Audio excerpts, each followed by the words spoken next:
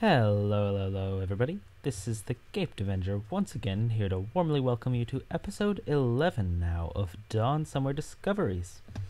And as you can see, we're back in our home plot right here. Very nice to be back in Dawn Somewhere City. We are checking in again, slightly late, a little later than I had planned, but oh, one moment. There we are. A little later than I'd planned, but for the past few days I've been having I don't know what the Minecraft equivalent of writer's block is, but so you know, I haven't really been sure what to do, what to make a video on. So earlier today the inspiration just struck me. You know, why don't I just film me fucking some shit up? And that's what I'm gonna do. I'm going to head out into the vast wilderness and see what we can find. I've been meaning to improve my PvE skills because given my habit of not wearing armor, they're pretty good, but I think every little bit helps when 2 creepers to the face means death. And by the way, I really must stop making that little noise with my tongue. When I'm editing videos, I notice it all the time, and it's really very irritating. I apologize. Nervous habit, don't you know? But in any case, part of the reason I've been having a Minecrafter's block is that I've been rather busy, as I've already mentioned, partially with schoolwork, but also did it again. But also partially with other extracurricular activities, such as BioShock Infinite. I realized that sort of BioShock Infinite is sort of bordering on old news at this point, but ooh, coal. But I arrived a little late to the party because I was very busy with the new DLC for Call of Duty, which yes, I do play Call of Duty. I'm sorry if I lose what little subscribers I had for that, but I do play Call of Duty. But yes, I finally got around to picking up BioShock Infinite, and, you know, I'm digging it. I'm digging it. I think it's, maybe not quite live up to the hype, but certainly a lot of fun. Good writing. For a video game, really quite good writing. For a movie, it's about average.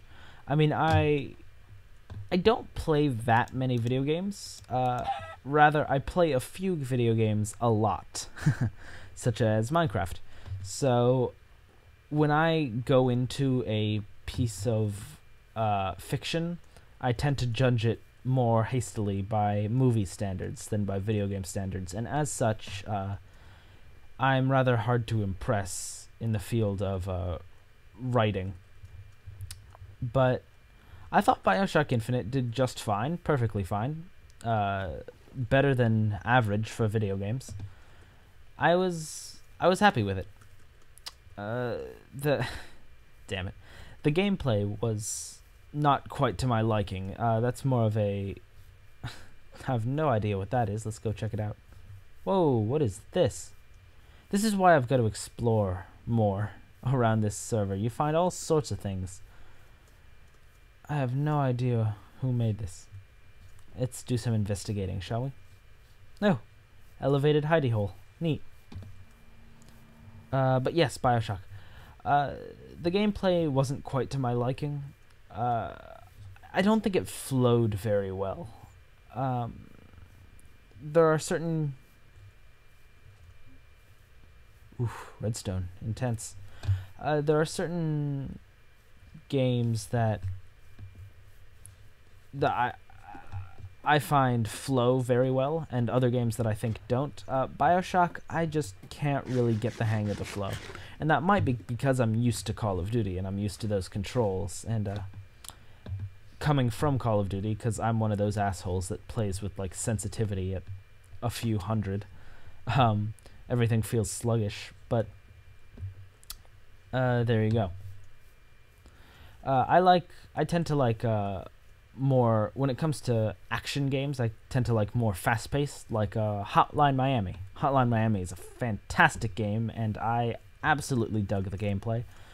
Just because it's, in my eyes, something like Hotline Miami is about as perfect a blend of action and strategy as you could ask for. And what is happening here? I'm hearing pressure plates. I kind of want to investigate, but I also don't want to screw up someone's project, so let's just leave it to the imagination, shall we? But yeah, Hotline Miami, fantastic game, and one thing I loved about that game is that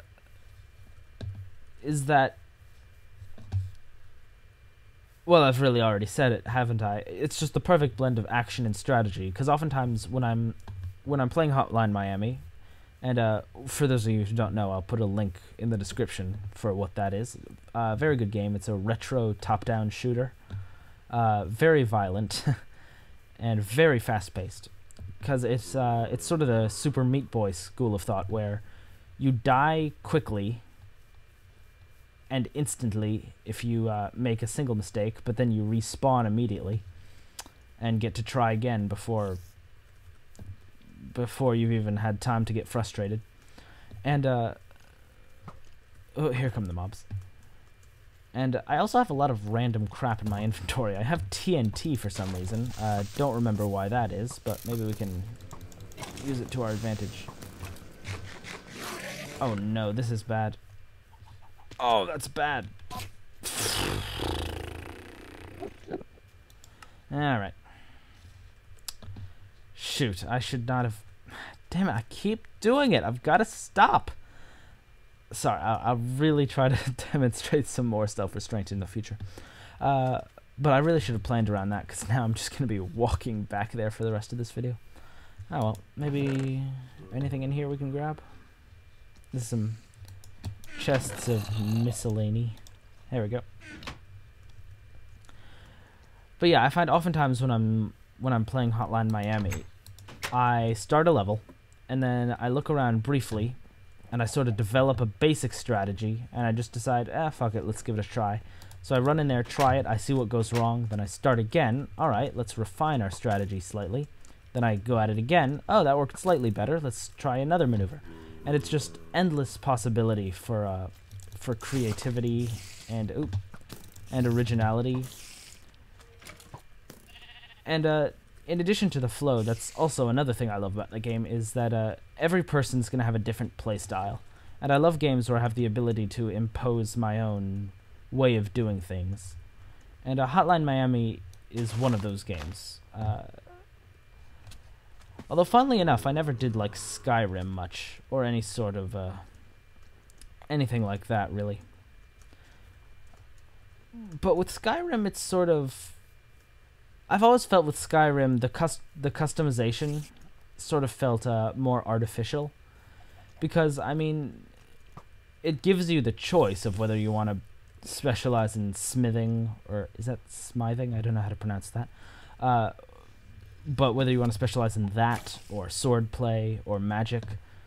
But when you get right down to it, it's really a bunch of pre-created classes that you get to choose from. And obviously you can mix classes a bit, you know, you can do one-handed swords and destruction magic or whatever. I mean, you can customize pretty extensively, but when you get right down to it, there's a finite number of possibilities, which is something I never found with Hotline Miami. You could just approach it from any angle, with any weapon, any mask. There's things called masks in that game where you pick a mask at the start of a level, and for the rest of that level it gives you a special ability associated with the mask you chose, which is very cool indeed. But anyway, I'd highly recommend giving that game a look if you haven't already.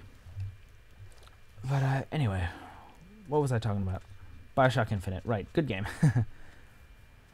So that's really what I've been up to. I mean, I can't think if there's anything else. Oh, here's something interesting. A few days ago, I actually, for the first time, I played paintball. which, for those of you who've never played paintball, I assume you know what it is. If not, Google it. But, damn it. But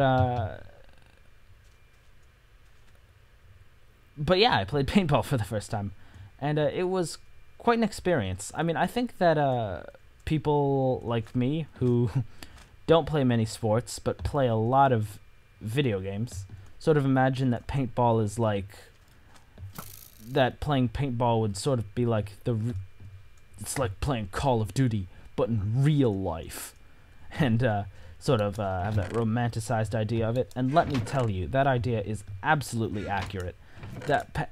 It was a blast playing paintball. It was like something out of an action movie. I was jumping over trees and sliding under rocks and shit. It was crazy. I had a great time. I went out with some friends, bought a few bags of pellets, because you have to pay by the bag, for those of you who don't know, pellets. And when you're out of pellets, I don't know why I made that many swords. That was so dumb. But yeah, when you're out of pellets, you're out of play. But yeah, it's a whole lot of fun. There were some great moments. I find the most fun you can have doing something like that is when you pull off some spectacular teamwork. I find teamwork is always the most satisfying part of competitive things like that, because you just feel like such a badass. You feel like once you coordinate, if you can successfully coordinate with a friend or a teammate and pull something really cool off, it's just you feel like a badass tag team. And I think that's part of why games like Left 4 Dead, for example, have such longevity in the games market, which is just coordinating with teammates to overcome opponents never gets old. Because it's like when you're, if you get that perfect setup where you have a boomer and then a smoker and a hunter and a charger all at once, and then you're coordinating like secret agent style, like boomer, go, all right, smoker, go in for the kill, drag him off the cliff, all right, charger, now's your chance. And it just feels awesome. So yeah. Also, a lot of people I talked to before I went to it said it would hurt. Paintball, that is to say. So I was a little nervous going in. And just so you prospective paintballers know, it really doesn't hurt that bad. And I'm not saying that to be a tough guy, because a tough guy is pretty low on the list of ideals which I embody. But really, it's not that bad. I mean, one thing they tell you when you're heading into the arena is if you're within 10 feet of someone, don't shoot, for safety reasons, I presume. But obviously, that's kind of a difficult rule to follow in the heat of the moment. So actually, the first time I got nailed was right in the chest at about 5 feet. And it stung for about 30 seconds, and then, you walk it off. It's really not that bad. But yeah, that was a very fun experience. And, I think I'm going to make one more attempt at... I mean, my original shit's all gone, I know that, but I'm going to make one more attempt at least getting those 8 fucking swords I made. That was so dumb. Why did I do that? But yeah, I'm going to make one last attempt at getting those back, and then I think I can wrap this up. This is kind of an impromptu episode. I didn't do much preparing, but I figured, it's been a week. Whatever, let's just vomit something out of my brain to put on the internet. 'Cause I'm bored. Well, I guess if I have nothing else to talk about, I could mention that last episode I mentioned there was another Let's Talk content in the works, and that it would be slightly different from the first one, and that still holds true. I'm working on it. I mean, I'll be able to talk more about it once it's released, obviously, but I will say that one great source of inspiration I had for this episode was Egoraptor's series Sequelitis, and some of you might have seen it. If you haven't, I highly recommend it. It's fantastic video series. This guy, Egoraptor, if you don't know who that is, Google it. That this guy Egoraptor puts out, and there are only a few episodes out so far, but what they are is basically he takes a classic video game like Mega Man or Castlevania and then compares it to a sequel, for example Mega Man X or Castlevania 2, and he sort of takes an in-depth look at what they changed, why they changed it. Oh, I remember this pit. I've fallen in there before. Memories. But yes, he takes an in-depth look at what they changed, why they changed it, and whether or not it was a good idea. And that explanation isn't exactly doing the series justice. I mean, I just watch it. I just watch it if you're at all interested in video games and storytelling through video games, because it's fascinating. I mean, he's an incredibly clever thinker, and you know, if there's one thing I love, it's listening to smart people talk. That's pretty much how I spend my life. I spend my life playing video games while wearing headphones and listening to smart people talk. So there we go. Anyway, I think any chance I had at getting my stuff back is long gone. I emerged from this odyssey with a net loss of 8 pieces of TNT, about 5 stacks of cobblestone, and 9 fucking swords. Why did I do that? But, yeah, you know, I don't mind so much. I'm just glad I did something. Ooh, cave. So, I think we'll just kill this spider. Also, gotta fucking stop doing that. God damn. I don't know. I've gotta do something's gotta happen, because this is just not okay with my tongue. I've gotta like just glue a tongue depressor to my teeth, devise some kind of contraption to, I don't know, it's a nervous habit. I don't know. I'm not used to it's kind of hard to get used to sitting in a room just talking to yourself. I have a tendency to talk to myself on a regular basis, even when I'm not recording. So I guess I'm in a better position to get used to it than most, but it's still sort of a weird feeling. But in any case, this is running way too long, so I think I'm gonna... Ooh, clay. I think I'm just gonna go out, not with a bang, but with a whimper, because that's sort of the level of my energy right now. It's currently half an hour past midnight. I really should be getting to sleep. So, this has been another episode of Dawn Summer Discoveries, and I'll see you next time.